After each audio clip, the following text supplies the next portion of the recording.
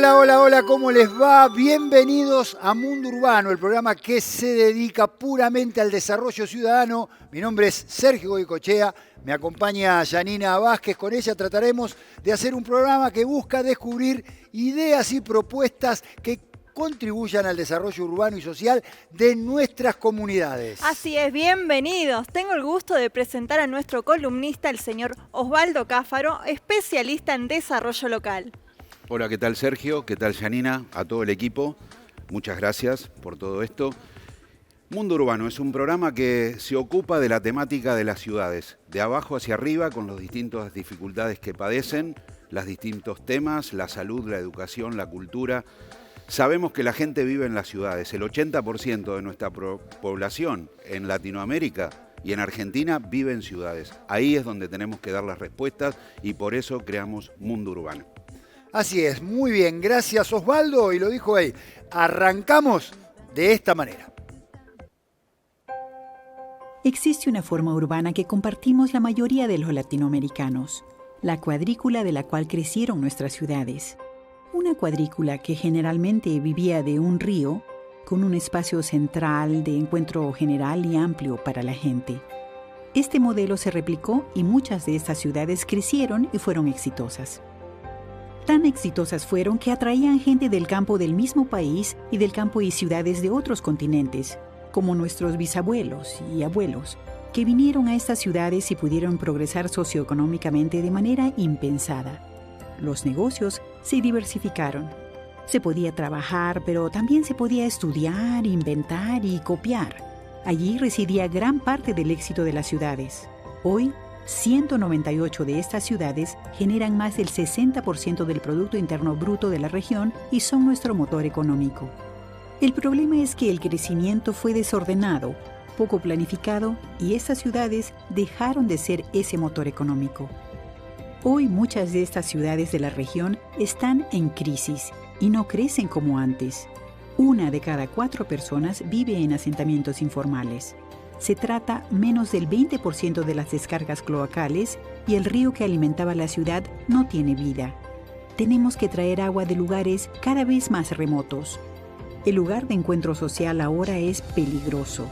Somos la región más violenta del planeta, con más de 20 homicidios por cada 100.000 habitantes, mientras el promedio mundial es de solamente 7. Nuestras ciudades son responsables del 80% de las emisiones de dióxido de carbono y el cambio climático ha vuelto a nuestras ciudades más vulnerables. ¿Es posible cambiar este paradigma de crecimiento por uno más equitativo? ¿Uno que respete nuestro pasado y futuro? A nosotros nos parece que sí. Muy bien, y como escuchábamos ahí en el video, este crecimiento ha acelerado y fundamentalmente irregular, ha dificultado enormemente la planificación adecuada de las infraestructuras necesarias para acomodar el crecimiento de manera sostenible. ¿Qué ha provocado esto? Bueno, lo que ha provocado es la contaminación de las aguas y ha agravado los problemas de desbordamiento de los ríos. Como consecuencia también, además de todo esto, los cuerpos de aguas urbanos se han convertido en los patios traseros o directamente en la cloaca de la ciudad. Esta situación compleja, obviamente, y difícil, además de causar problemas de salud pública o incrementar los riesgos de desastres naturales, implica una pérdida de la identidad de la ciudad y el desperdicio de uno de los mayores activos, que es el recreo y calidad. En esta oportunidad nos ocuparemos de aquellos ríos urbanos que han sido o están camino de ser recuperados e integrados a la vida de la ciudad y sus habitantes, priorizando el saneamiento y recuperación urbano-ambiental. Mundo Urbano, hoy con el tratamiento hacia las ciudades emergentes y sostenibles. Y hoy tenemos un tema que es ciudades costeras. La importancia de las ciudades costeras, como nos marcaba el video anteriormente, cómo han crecido las ciudades, cómo se han urbanizado y cómo empezamos a perder tiempo atrás nuestro río. Hoy vemos algunas experiencias, cómo se han recuperado esos ríos. La esencia de estas ciudades, la cuestión urbana, la cuestión recreativa también tiene que ver. Por ende, el espacio público. Creo que la mayor calidad de vida que se puede dar en una ciudad es aquella ciudad que tiene espacio público, espacio verde, Eso significa que es una ciudad viva, es una ciudad que tiene vida. Si no tiene espacio público, es impensado de que pueda haber recreación, de que pueda haber vida social. El espacio público es el punto de encuentro de los ciudadanos. Perfecto, Osvaldo, muchísimas gracias. Y en Latinoamérica y en el mundo existen ciudades costeras modelos, de las cuales obviamente nosotros nos inspiramos en este programa, como por ejemplo Zárate, Rosario, Tigre, Bogotá, Ámsterdam y muchísimas más. Antes de comenzar con nuestros entrevistados, vamos con un video para entender un poco más cómo se construyen las ciudades sostenibles. ¿Cómo se construyen las ciudades sostenibles?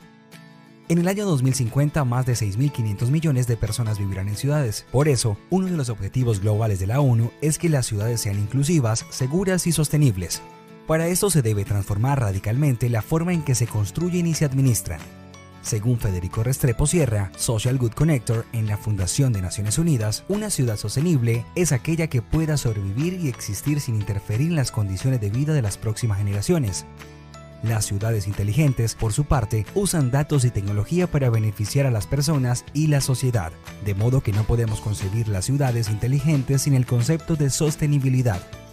Para construir ciudades sostenibles hay que considerar los beneficios directos para las personas, el desarrollo del entorno empresarial, las oportunidades para el emprendimiento y el cuidado del medio ambiente. Restrepo Sierra destaca que las ciudades sostenibles mejoran la salud de sus habitantes, pues disponen áreas verdes y espacios para pasar el tiempo libre. Favorecen la movilidad con nuevos medios de transporte o con mejores servicios de transporte público para minimizar el tiempo que las personas emplean en sus traslados. Crean empleos e ideas de negocio con el apoyo de la tecnología. En las ciudades sostenibles surgen, por ejemplo, iniciativas que aprovechan los desechos para generar energía o que ofrecen medios de transporte sostenibles. Reducen la pobreza y las desigualdades con políticas públicas inclusivas. Fortalecen la economía mediante la promoción del consumo de productos locales. Impulsan la construcción con nuevas técnicas amigables con el medio ambiente mediante el uso de datos y tecnología. Bien, como les anticipamos, una de las ciudades modelos en cuanto a la iniciativa de ciudad emergente y sostenible es Rosario, donde en varios años consecutivos se ha realizado el Foro Latinoamericano de Desarrollo Sostenible. A principios de la década de los 90, Rosario inició el camino de transformación de los 17 kilómetros de espacio costeros de la ciudad que había ido perdiendo protagonismo en la economía local. La recuperación urbana del Frente Costero de Rosario es un caso emblemático de planeación y gestión con visión de largo plazo para incrementar el bienestar de la ciudad, devolviéndole el paisaje natural y espacios ribereños perdidos. Por supuesto que esta experiencia también es representativa de los modelos de concertación y diálogo con el sector privado que permitieron construir infraestructura y servicios de vocación pública y al mismo tiempo abrir oportunidades de negocio para el capital local. Son juntamente los instrumentos de colaboración pública-privada la pieza clave de todo el proceso de transformación de la costa de Rosario. A través de ellos, los inversionistas vislumbran el alcance social, urbanístico de los proyectos, se interesan y vuelven partícipes de los procesos de renovación y tienen un margen alto de certidumbre y confianza sobre los beneficios económicos que obtendrán por la revalorización de las propiedades invertidas y la oportunidad de negocios en el espacio público. Pero mucha más información nos puede dar Mónica Fein, ex intendente de la ciudad de Rosario, que está conectada con nosotros. Hola Mónica, ¿cómo estás? Hola, buenas noches, un gusto de verlos. Queremos que nos cuentes cómo fue la recuperación del Frente Costero del río Paraná. Bueno, en primer lugar, la ciudad desde 1989 tuvo una decisión de recuperar su relación con el río. Y tomó con un plan estratégico a largo plazo una serie de decisiones que permitió recuperar ese frente costero a partir de distintas herramientas que se fueron construyendo de articulación público-privada. Esa articulación nos permitió, sin recursos propios, porque la ciudad, uno de los problemas que tenemos son los recursos, generar una oportunidad de desarrollo, de relación de la ciudad con el río a partir de convenios urbanísticos o concesión de obras. Ese proceso nos permitió recuperar el parque público, nos permitió el desarrollo de procesos privados que se dieron muchos con preservación de los espacios que tenían historia en Rosario, Ciudad Puerto, y también de valorización de la ciudad en su conjunto, es decir, la recuperación de la plusvalía urbana de algo de lo que ganaba la inversión privada en terrenos privados para que ganara la ciudad. Es un proceso de confianza, de transparencia y bueno, que nos permitió hoy mostrar a Rosario como una referencia internacional gracias al BID de cómo los recursos privados pueden permitir no solo ganar al sector privado, sino ganar a la ciudad. Mónica, te saluda Sergio Goicoechea. No sé si la palabra es tabú, pero viste que hay como una cuestión instalada que parece que lo público y privado no pudieran convivir. Digo, ¿cómo hicieron esta articulación ustedes? Sergio, con mucha transparencia, porque las herramientas que constituimos eran de frente a la sociedad, porque hay recursos cuando el sector privado invierte y era necesario demostrar que lo que la ciudad pedía era que una parte de la ganancia que iba a tener el sector privado a partir de los indicadores que le iba a dar la ciudad o de la concesión de la ciudad fuera en beneficio no solo de ese sector, sino de la ciudad. Nos mandamos al Consejo Municipal, donde obviamente teníamos minoría y hubo un amplio debate. Lo discutimos con los colegios profesionales y con la sociedad en su conjunto, sin doble agenda. Lo que ganaba la ciudad era justamente recuperar el parque público, la relación con el río, y lo que ganaba el sector privado era el desarrollo inmobiliario o la concesión de obra, con transparencia, con confianza y con un plan a largo plazo, porque tampoco se hizo de un día para el otro. Fueron muchos los intendentes que fueron dándole continuidad a este proceso, que es una mirada estratégica a largo plazo y que se hace con muchos mecanismos nuevos que generó la ciudad, que son herramientas para captar algo de la ganancia del sector privado en beneficio de la ciudad. Hola Mónica, ¿cómo estás? Osvaldo Cáfaro te habla. Hola Osvaldo, un gusto. Bueno, gran intendenta, gran amiga, realmente aprendimos mucho, creo que muchos municipios han aprendido mucho y quiero preguntarte para vos 2 o 3 tips que han sido que han podido lograr los objetivos que ustedes plantearon, digamos, porque es realmente un marco de referencia a nivel internacional, una ciudad para poder replicar la experiencia de ustedes en este tema específicamente de la costa, el desarrollo costero. ¿Y qué hay detrás del telón? ¿Qué me puedes decir de eso? Mirá, Osvaldo, bueno, Sara te ha hecho mucho de eso, pero fundamentalmente saber que las ciudades tenemos la oportunidad de crear herramientas para transformar nuestras ciudades a pesar de que no tenemos recursos, pero nuestras herramientas son recursos. La herramienta de un convenio entre lo público y lo privado. Pudimos demostrar que la relación público y privada puede ser transparente y puede ser ganar-ganar, pero que esa ganancia debe construir confianza y transparencia. Pudimos también demostrar que la ciudad de Rosario hoy es una ciudad que tiene 12 metros de espacio verde por habitante, que son cifras más destacadas que plantea las organizaciones internacionales de la relación espacio verde por habitante, porque además esos lugares son lugares democráticos, de encuentro, de desarrollo de convivencia, es decir, valoramos a la ciudad en su conjunto y demostramos que el Estado tiene herramientas, aunque no tenga recursos, vos lo sabés, como intendente, las ciudades no tenemos recursos, pero sí tenemos herramientas para hacer valer que los recursos privados queden en beneficio de la ciudad. Así que, bueno, con mucho debate y discusión, donde el privado siempre dice que gana menos de lo que esperaba, pero demostramos en un trabajo que hizo el BID con especialistas de distintos lugares del mundo, que el privado ganó, que la ciudad ganó y que fundamentalmente ganamos en una ciudad, en una comunidad donde podemos disfrutar los espacios comunes. Así que la verdad que son experiencias exitosas y quiero decir que la articulación público-privada, que está tan, inclusive para nosotros, los socialistas, demuestra que son fundamentales, que es articular las capacidades del Estado con las capacidades del sector privado. Cuando logramos hacer eso, la verdad que la ciudad mejora y lo hace con beneficio para todos. Mónica, muchísimas gracias por haber participado de Mundo Urbano. Ahí estábamos en contacto con Rosario, como decíamos, una de las ciudades modelo y referencia. Bueno, pero tenemos que continuar. En este caso hemos escuchado el costado político público. Ahora vamos a conversar con la arquitecta urbanista Mirta Levin, que es directora general metropolitana de la Unidad de Planificación y Gestión Estratégica de Rosario. Hola, arquitecta, ¿cómo le va? Bienvenida. Buenas tardes a todos y a todas. Muchas gracias, Mundo Urbano, por darnos esta oportunidad de contar la experiencia de Rosario. Les agradezco mucho este contacto. Le quiero preguntar cuál es el lado técnico de la recuperación del frente costero del río Paraná en Rosario.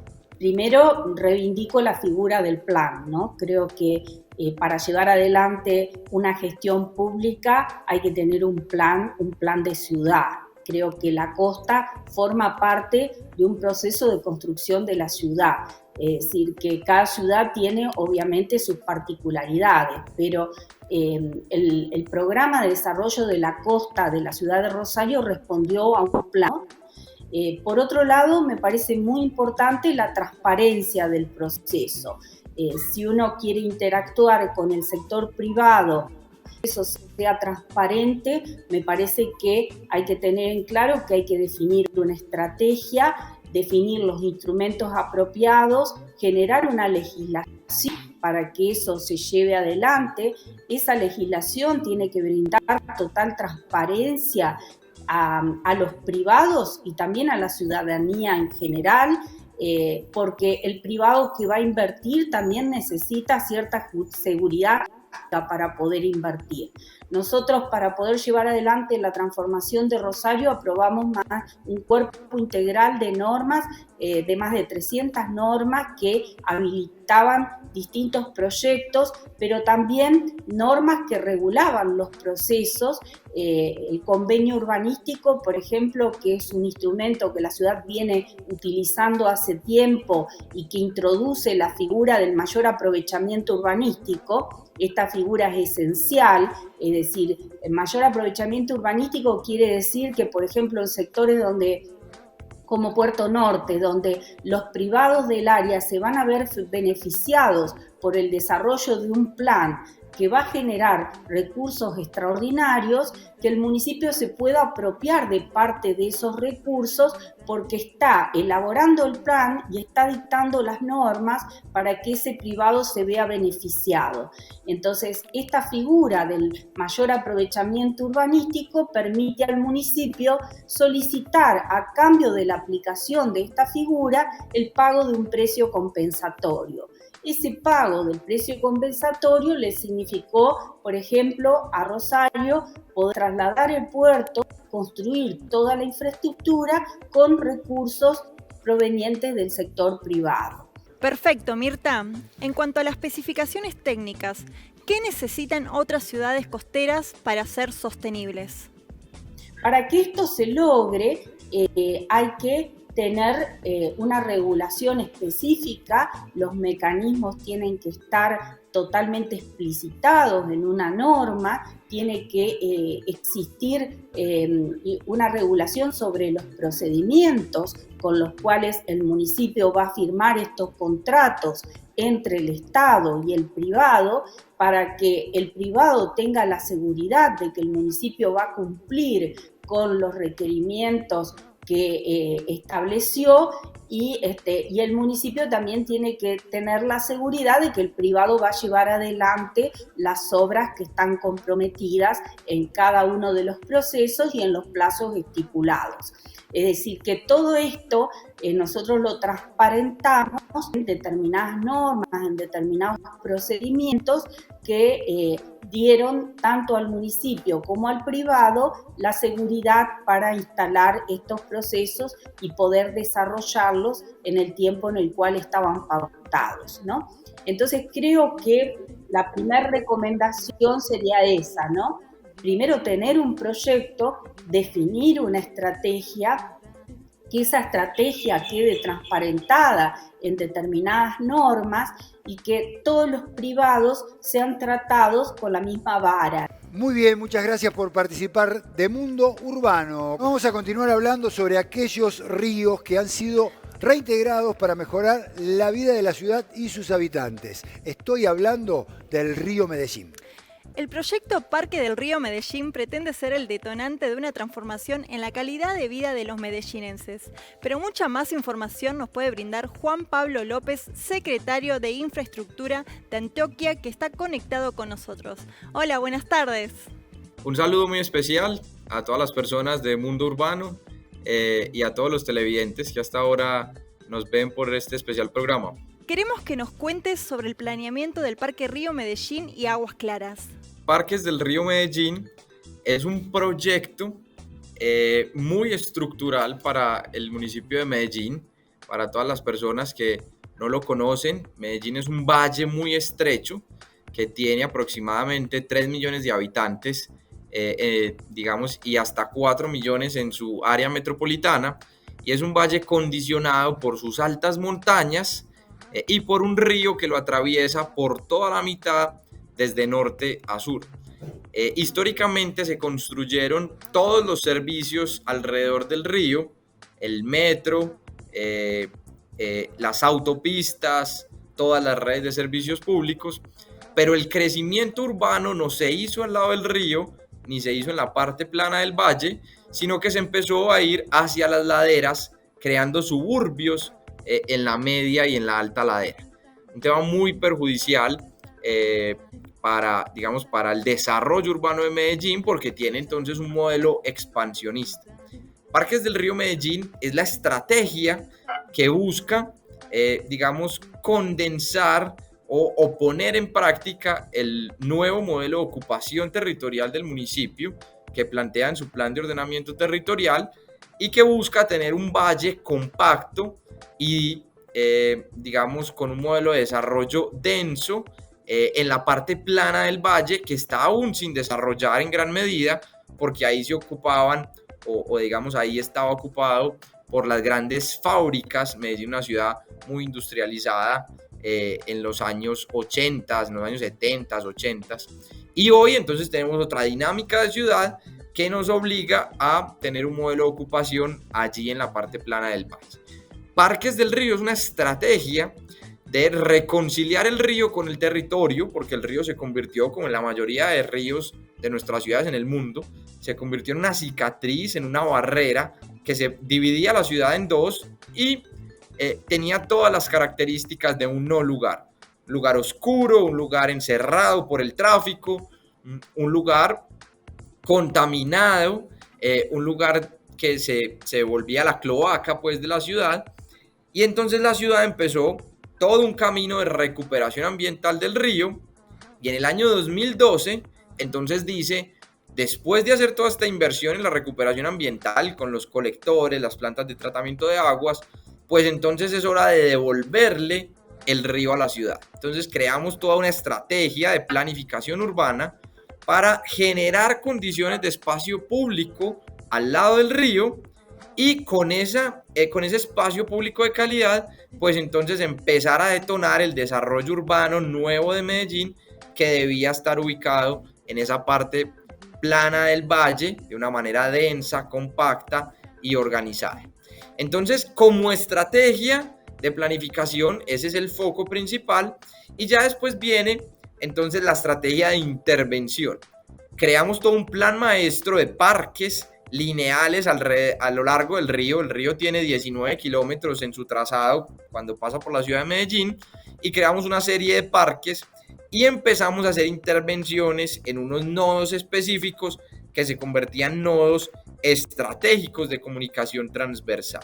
La primera etapa de Parques del Río es una etapa donde enterramos las autopistas y en la parte superior entonces construimos un gran parque público de calidad con, digamos, a través de un concurso internacional de arquitectura con los mejores exponentes y los mejores jurados del mundo, y entonces hoy tenemos un proyecto contundente de espacio público y de soterramiento de vías, que es el que nos permite entonces hoy tener, digamos, este proyecto emblemático para la ciudad.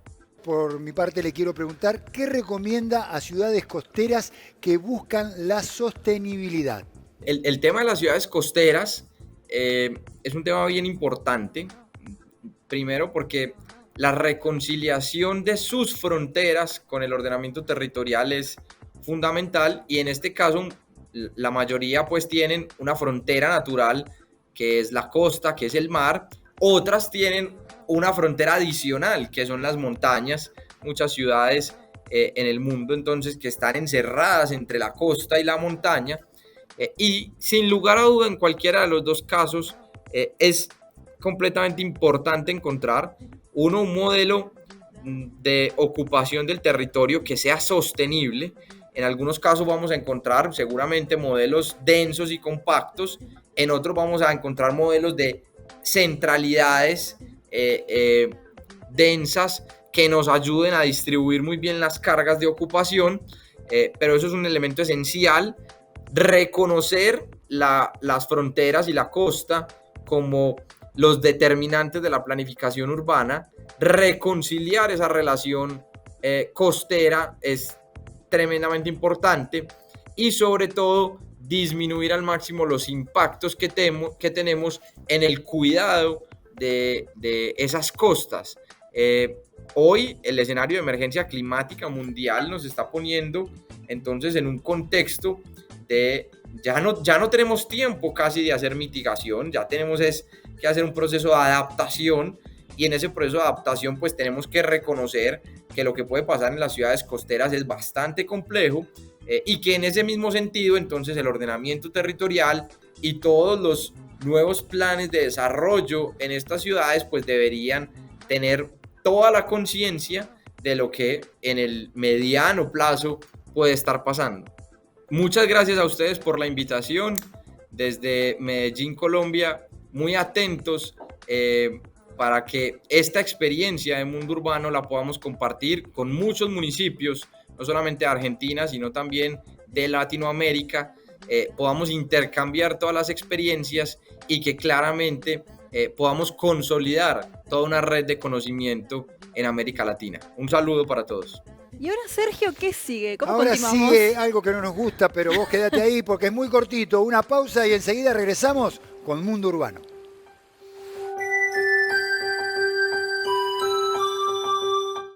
Y bien, continuamos, y si hablamos de municipios costeros, no podemos dejar mencionar a Tigre, en la provincia de Buenos Aires, una ciudad que lleva adelante diversas acciones sostenibles, apuntando a consolidar un plan urbanístico con una perspectiva respetuosa del medio ambiente.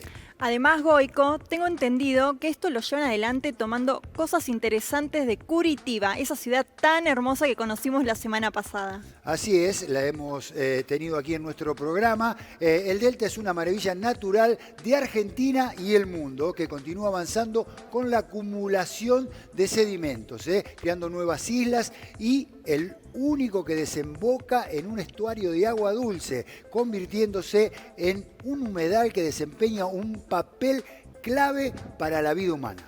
Desde lo turístico, sabemos que se está produciendo un cambio de paradigma donde el turismo consciente está tomando protagonismo. Los turistas están deseosos por vivir experiencias en comunidades locales y conectarse con la naturaleza. En ese sentido, Tigre es un atractivo turístico único por la integración de la naturaleza con la ciudad.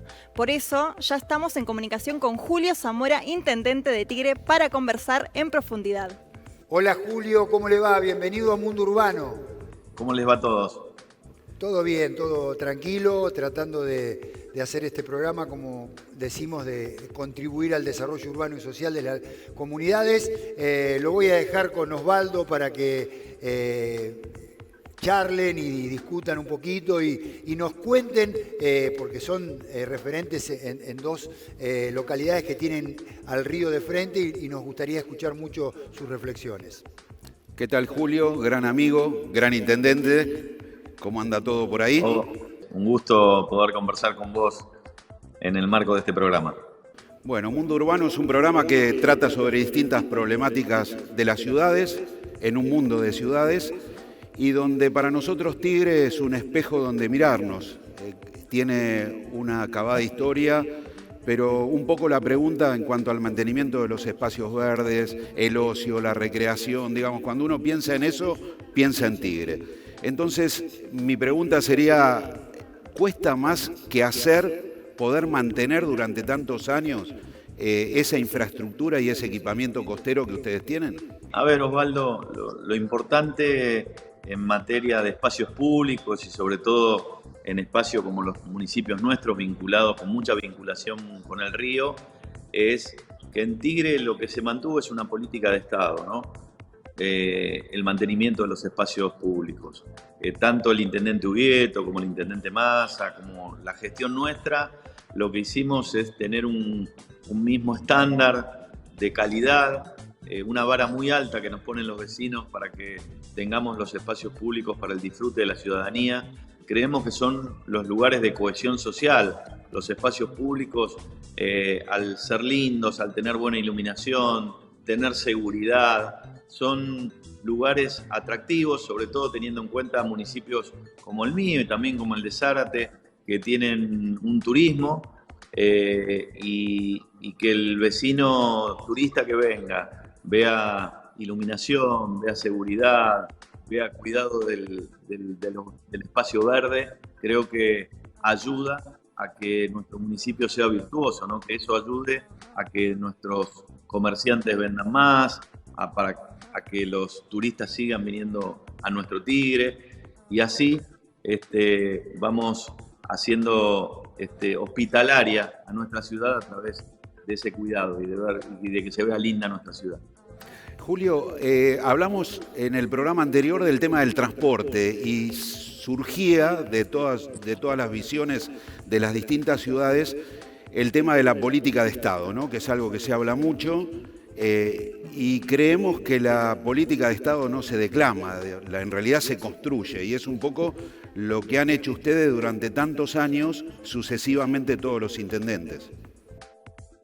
Sí, a ver, lo que nosotros hicimos en Tigre en los últimos 10 años fue unir a todas las localidades de Tigre en una trama que es a 4 manos, con la característica que tiene Tigre, un bulevar central, con las palmeras características, y unimos, digamos, de alguna manera igualamos a todas las localidades del distrito, ¿no? Para que ninguna se sienta discriminada, digámosle así. Esto lo pudimos hacer en un transcurso de 10 años, ¿no? Y no solo con inversión local, sino también con aportes del Estado Nacional. Muchas veces los temas de transporte son interjurisdiccionales y uno lo que tiene ahí son limitaciones a la hora de diseñar estratégicamente un modo de transporte para nuestras comunidades. Hacemos digamos, lo que está dentro de nuestras atribuciones. Tenemos transportes públicos, tanto en lo que se refiere al continente como en las islas, con el transporte público fluvial, que es el que tiene más inconvenientes. Tuvieron que convivir con una situación que no es normal, digamos, con el crecimiento demográfico que fue mucho en los últimos tiempos. Entonces también ahí se entra a convivir con la cuestión sanitaria, con el transporte del agua, con el transporte de los ciudadanos, con un montón de cosas que tienen que ver que el crecimiento demográfico de Tigre fue anormal en los últimos años, a diferencia de otras localidades. En los últimos 10 años, Boico, el municipio de Tigre fue creciendo siempre el doble que la media de la provincia de Buenos Aires. Esto tiene que ver con crecimiento demográfico de zonas rurales que se convirtieron en urbanas, pero también en algo característico de Tigre, que son los barrios cerrados. Hay cada vez más gente que se traslada a vivir a los barrios cerrados, entonces del crecimiento medio nosotros siempre crecemos un poco más y eso también nos dio un gran empuje, ¿no? Porque digamos, muchas veces está en tela de discusión si los barrios cerrados sí o no. En Tigre la verdad es que ocuparon un espacio, dan trabajo, generan oportunidades para muchos ciudadanos y bueno, son, digamos, entablamos una buena convivencia o tratamos de hacerlo entre todos los vecinos. Julio, para ir cerrando, quería preguntarte, como sé que sos una persona del hacer, un constructor permanente, quería saber qué objetivos, qué sueños tenés para con la ciudad, el vínculo de la ciudad con la isla, con la costa y con el río. Fundamentalmente lo que vinimos trabajando en estos años fue, junto a actores importantes que inciden en el Delta, es en un plan de manejo del Delta, para mantener principios de mantenimiento de lo que es la insularidad, o sea, no construir ningún puente y ningún túnel hacia el delta, mantener principios de inundabilidad. Esto quiere decir que no levantar mucho la cota de los terrenos, porque si no la humedad y de mantener fundamentalmente la identidad y la forma de vida que tienen los habitantes de isla, ¿no? Eso también en un contexto de que el delta es turístico por su formación y por su belleza, y hay que convivir entre los vecinos que viven permanentemente en el delta y los turistas que vienen a pasar el delta. Y por eso propendemos al respeto también a la gente que vive en el delta, que tiene y quiere ese modo de vivir, y hay que respetarlo. Julio, agradecido enormemente y bueno, sabíamos de que había propuestas y no te viniste con cualquier propuesta. Un gran intendente, un abrazo enorme. Un abrazo grande, Osvaldo, gracias Sergio y compañía, muchísimas gracias por la entrevista. Muy bien, y antes de introducirnos en la charla con Alberto Nicosia, que es el secretario de Hábitat, Planeamiento y Proyectos en la Municipalidad de Zárate, queremos hablar sobre una de las ciudades que mejor implementa la utilización eficiente de los recursos hídricos en todos los sectores. Países Bajos, uno de los territorios con mayor densidad de población del mundo, que tiene un 26% de su territorio bajo el nivel del mar. Durante siglos los habitantes han luchado para ganar terreno al mar y drenar el agua de los ríos, recurriendo a innovadoras obras de ingeniería y levantando una gran infraestructura de gestión del agua.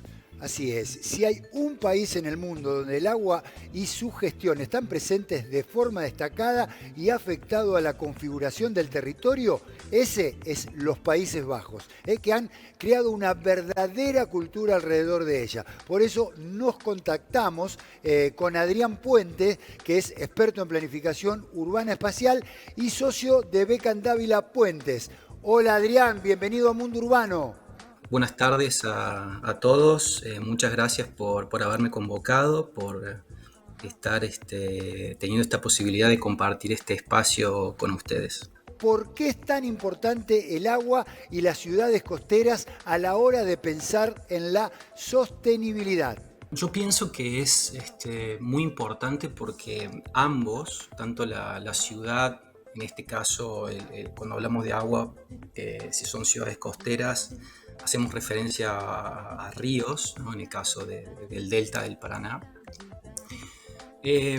Cada uno tiene su dinámica y sus cualidades, ¿no? Si nosotros conseguimos que a través de diferentes mecanismos estos dos organismos puedan interactuar, hacer simbiosis, vamos a conseguir ese equilibrio, ¿no? Que directamente incide en la calidad de vida de la población. Ese equilibrio tiene que ver con dos pilares fundamentales.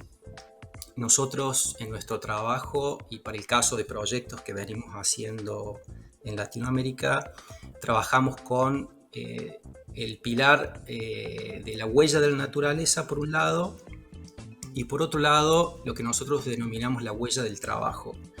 La huella del trabajo tiene que ver con los valores patrimoniales del territorio o de una ciudad o el río mismo. Tiene que ver con la huella del trabajo, la huella cultural y indirectamente también se conecta con la producción. Estos dos pilares deben estar, por supuesto, articulados por una gestión inteligente, donde la participación ciudadana es clave, ¿no? En definitiva, hablamos de ambiente, economía y sociedad. Si incluimos estos componentes, vamos a lograr que la ciudad y el río en esa simbiosis logren ese objetivo. ¿Qué estrategias creen que deben utilizarse en las zonas delta para que se integre de manera sustentable a los desafíos del territorio continental? Primero es fundamental entender justamente cuáles son esos desafíos, ¿no? Eso yo diría que es el punto de partida, es el disparador principal. Esos desafíos, para el caso, por ejemplo, de las ciudades costeras del delta, tienen que ver mucho con la conexión física y la conexión psicológica, digamos, de esas ciudades con el río. Y cuando hablamos de río, sobre todo en el delta, hablamos de todo el territorio insular, ¿no? Una vez que entendemos esos desafíos y bueno, entendemos la necesidad de reconectar esos vínculos, hay otros desafíos que tienen que ver con la resiliencia, o sea, la capacidad de adaptarse bien a una adversidad. Recordemos que hemos tenido incendios hace poco, tenemos pulsos de inundación, tenemos bajantes críticas. Entonces, bueno, es fundamental entender esos desafíos para poder desde ahí definir una visión compartida, ¿no? Ese es como el segundo punto.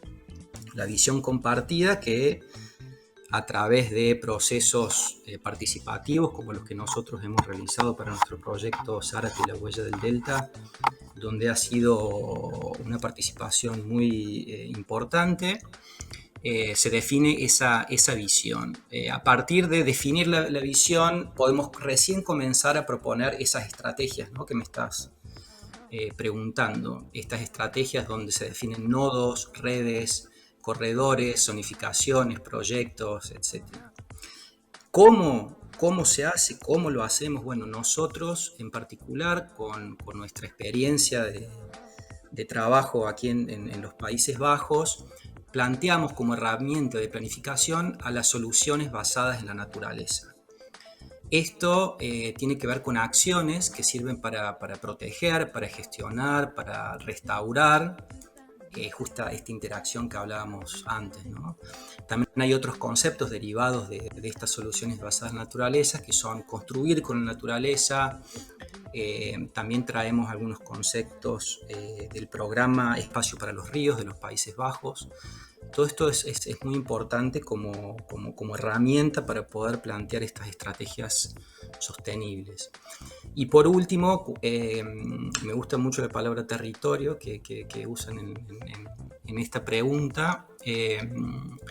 Cuando hablamos de territorio es necesario entender la complejidad. No solo hablamos de agua y de ciudad, debemos repensar movilidad sustentable, debemos repensar energía, inclusión, ecología, producción, circularidad, etc. En definitiva, todas las variables de la dimensión espacial urbana.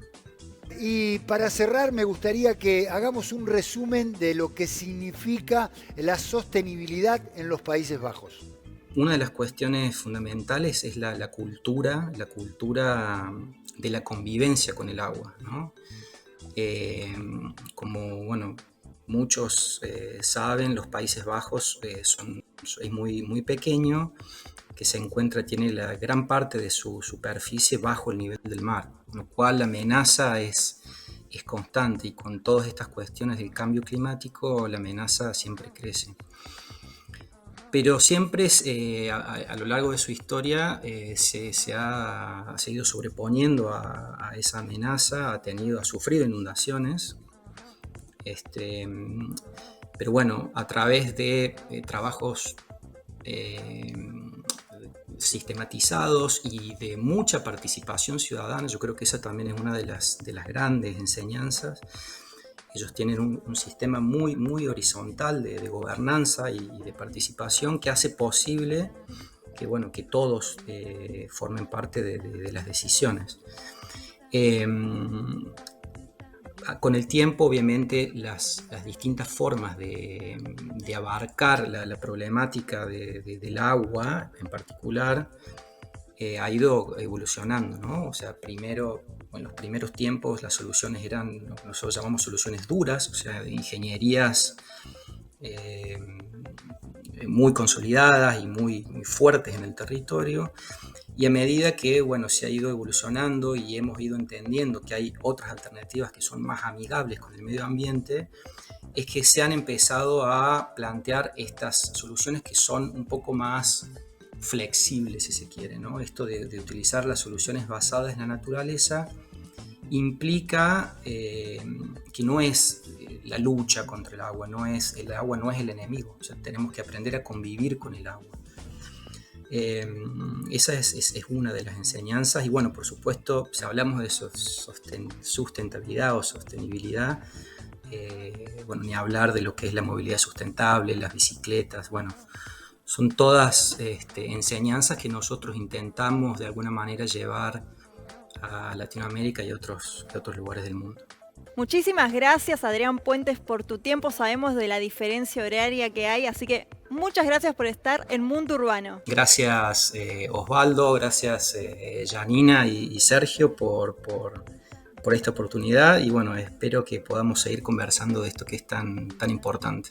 Continuamos con este Mundo Urbano, estuvimos hablando y a propósito vamos a dar una continuidad, porque cuando uno dice isla, río y ciudad, ¿cómo es la relación entre estos tres implementos? Bueno, está Osvaldo que va a charlar con Alberto Nicosia, secretario de Hábitat y Planeamiento y Proyectos de la Municipalidad de Zárate.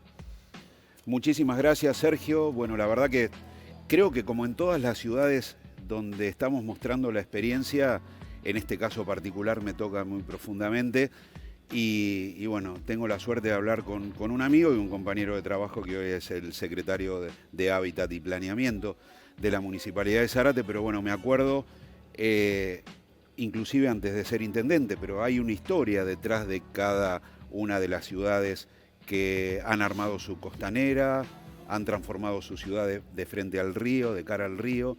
Y bueno, y esto es lo que ha sucedido en Zárate. Yo había hecho un punteíto de que en realidad arranca todo como un sueño, porque así fue en los años 80. Y normalmente los sueños no se pueden cumplir, pero afortunadamente este sueño, enmarcado en un proceso, lo pudimos ir concretando. Después apareció un borrador que lo quería compartir con ustedes, que fue lo primero que le llevé a Alberto en su momento. Es este borrador que está acá, que lo dibujé, y me acompañó una arquitecta, Rosalía Zárate, que quiero muchísimo. Y de ahí empezamos a armar un anteproyecto. Ahí empezaron a aparecer otros actores. Ese anteproyecto empezó a bifurcarse en distintos proyectos específicos, muchos proyectos.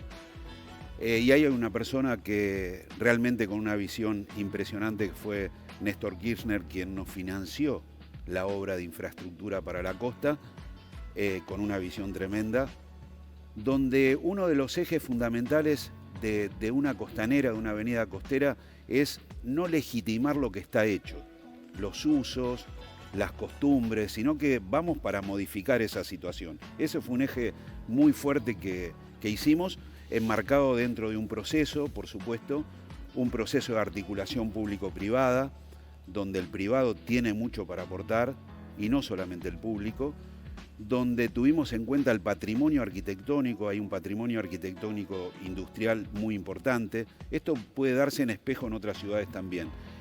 Y el concepto de plusvalía urbana. Que el privado le vaya bien, pero parte de su ganancia tiene que devolverlo a la comunidad. Y un poco por eso estoy con Alberto, que es un amigo, antes de ser intendente, por eso digo, ya en el año 2006-2005 empezamos a hablar de esta propuesta y de esta idea, de este proceso para transformar una ciudad de espalda al río a una ciudad de cara al río. ¿Qué tal, Alberto? Gracias, Osvaldo.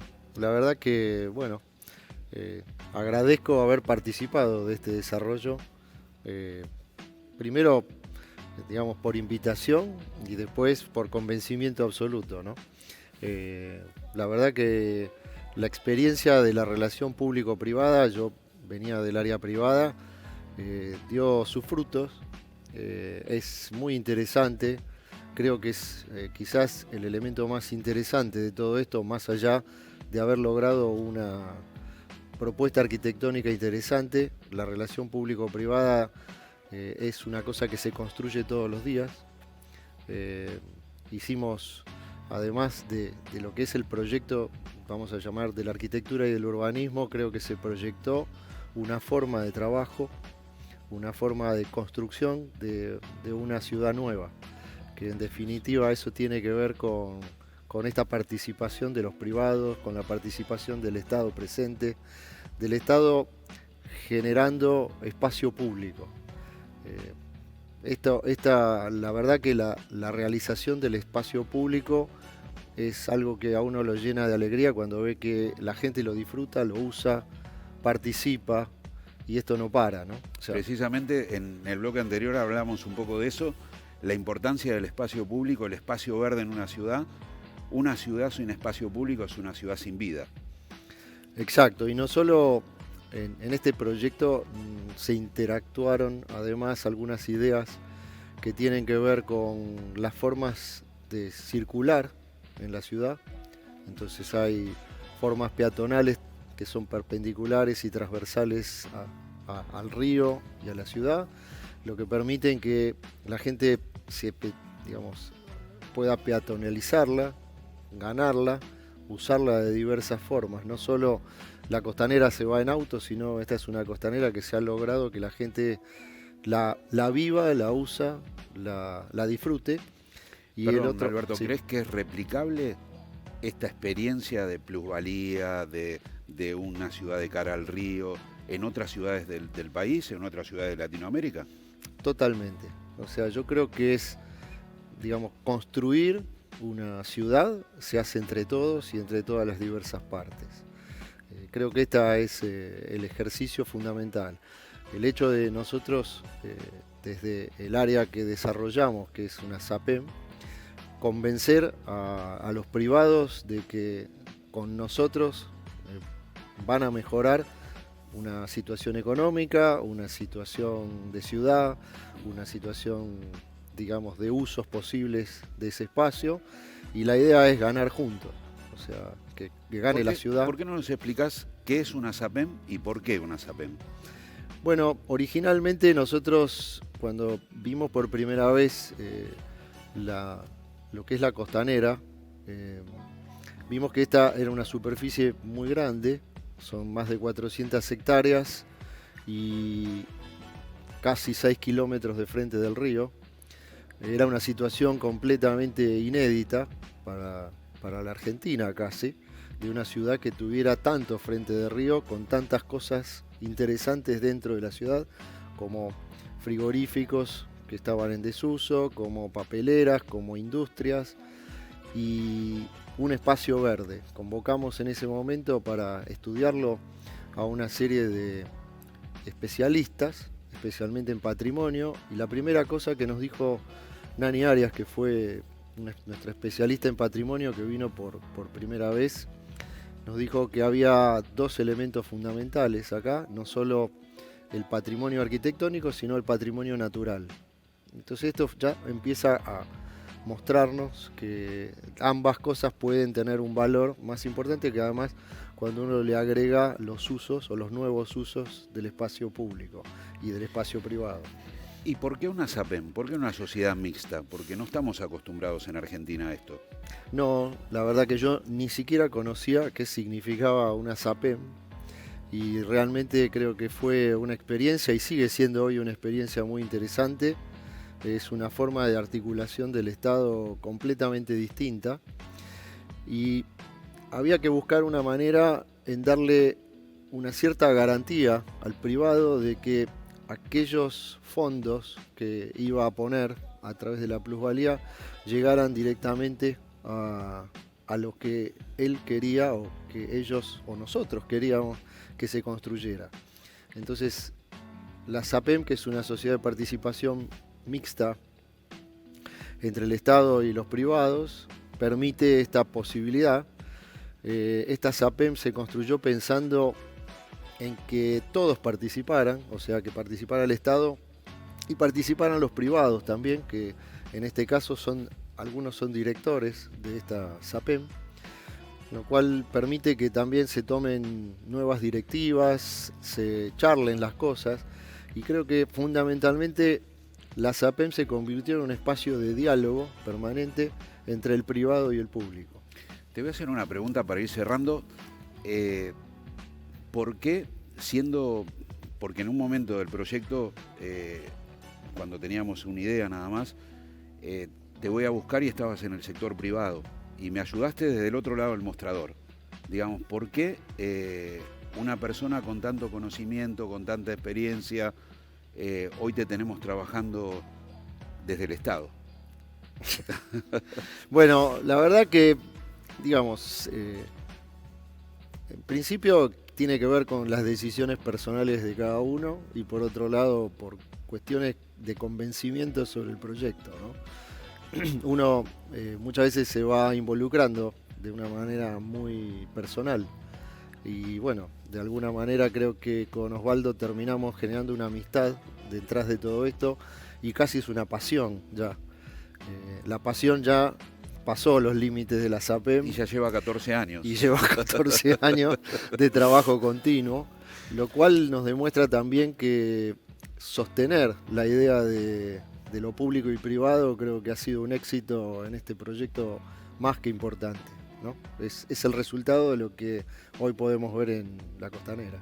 Bueno, gracias, Alberto, me llena de orgullo hacer este programa y bueno, y estar acá. Gracias. Muy bueno verlos charlar con tanta cordialidad. La verdad, Alberto, un gusto haberte tenido en Mundo Urbano. Usted viene la semana que viene, no me va a dejar solo, ¿no? Firme. Firme, como sí, siempre. seguro. Muy bien. Me encantó. ¿La pasó bien? Excelente, Sergio. Como Muy bien. siempre. Como siempre. Espero que usted del otro lado también. Así que nos vemos la semana próxima, Canal 26, con esto que llamamos Mundo Urbano.